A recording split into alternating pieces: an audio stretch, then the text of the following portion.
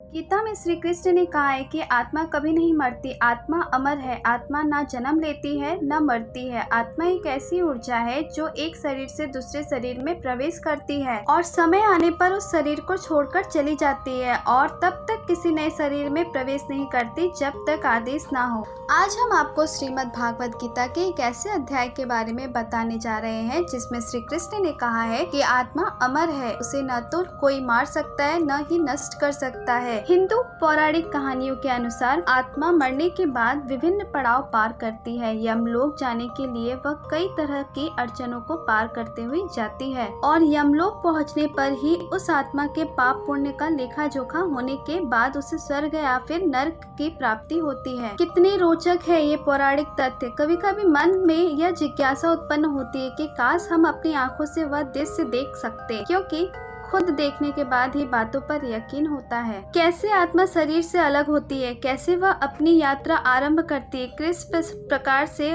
उसके कर्मों की गणना की जाती है और कैसे अंत में उसे स्वर्ग या फिर नर्क में एक नया शरीर प्राप्त होता है। काश ये सब हम देख सकते, काश महसूस कर सकते, लेकिन एक चीज है जो हम महसूस कर सकते हैं, एक चीज है जो हमारे आसपास है लेकिन हमें उसका एहसास नहीं। समय आने पर वह चीज खुद हमें उसके होने का एहसास दिलाती है। वह बताती है कि हाँ मैं हूँ, मेरा वजूद है। क्या है वह चीज, कहाँ से आती है वह, क्यों आती है वह? जी हाँ, हम यहाँ आत्मा की बात कर रहे हैं। विज्ञान इस बात को नहीं मानता, लेकिन कुछ घटनाएं आत्मा के होने का संकेत दी जाती है। आत्मा के अस्तित्व को साबित करने के लिए वैज्ञानिक भी विभिन्न खोज करते रहते हैं। कुछ वैज्ञानिक तो कहते हैं कि आत्मा जैसा कुछ नहीं होता, यह महज अंधविश्वास है, लेकिन इनका करीब से विश्लेषण कर चुके वैज्ञानिक इसके होने का दावा भी करते हैं और इसके प्रस्ताव को समझते भी हैं। ये वैज्ञानिक कहते हैं कि मानो या ना मानो, लेकिन आत्मा समय समय पर अपने अस्तित्व को बयान जरूर कर जाती है।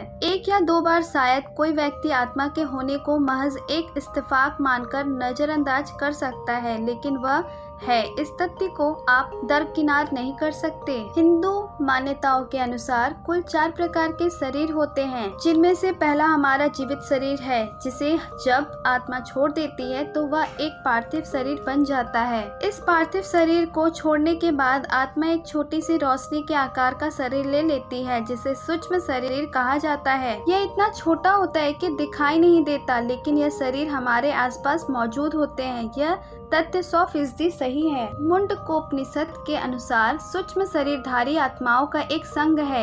इनका केंद्र हिमालय की वादियों में उत्तराखंड में स्थित है। इसे देवात्मा हिमालय कहा जाता है। इस स्थान की तरंगे, यहाँ का वातावरण ही ऐसा बना हुआ है कि यहाँ सूक्ष्म शरीरधारी आत्माएं वास करती है। इन दुर्गम क्षेत्रों में स्थूल शरीरधारी व्यक्ति यानी कि हमारे जैसे सामान्य शरीर वाले लोग सामान्यताएं नहीं पहुंच पाते। यदि ये कोशिश भी करे तो असफल होते हैं। ऐसा माना जाता है कि अपने श्रेष्ठ कर्मों के अनुसार सूक्ष्म शरीरधारी आत्माएं यहाँ प्रवेश कर जाती है। जी हाँ, केवल श्रेष्ठ कर्म करने वाली आत्माएं ही यहाँ आ सकती है। बुरी आत्माओं के लिए यह स्थान अनुकूल नहीं है। यह भी कहा जाता है कि जब भी पृथ्वी पर संकट आता है, नेक और श्रेष्ठ व्यक्तियों की सहायता करने के लिए यही श्रेष्ठ कर्म करने वाली आत्माएं पृथ्वी पर आती है। लेकिन क्या साइंस इस बात को मानता है? दरअसल वैज्ञानिकों ने इस मामले में किए गए शोध के जो परिणाम प्रस्तुत किए हैं वह हैरान कर देने वाले हैं। आत्माओं पर शोध कर रहे वैज्ञानिक मार्टिन